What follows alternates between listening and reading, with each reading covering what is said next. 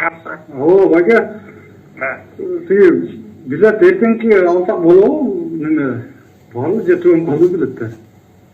Кайка учуу? Неме? Москва, Бишкек. Бишкек эртеңкиге азыр. Российский да гражданство, тиги Российский гражданство чыга уча албайсың, өткөзбөйт. Өткөзбөйт? Жок. Кыргыз паспорт барбы? Кыргыз паспорт жок да. Анда чыга албайсыңар, эми военный положение бүгүндөн баштап методта. Эртең менен эле сиз менен сүйлөштүм эле да, чыксам болот дедиңиз да. Все, уже жок, уже информация келди.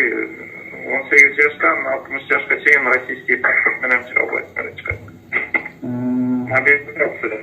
Эки Кыргызстан паспортун немесе болгон да? Кыргыз паспортуңар бар да, жокпу?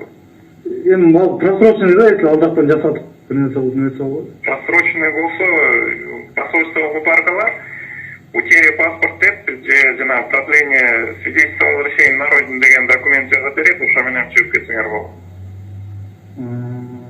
Российский паспорт менен военкоматка барыш керексиң.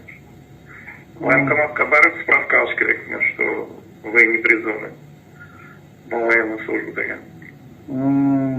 Ошону алып анан кийин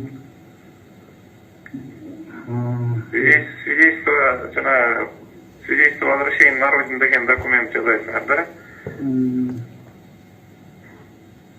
Түшүнүктүбү? Түшүнүктүү. Чоң рахмат айга сизге. Ага, все, жакшы.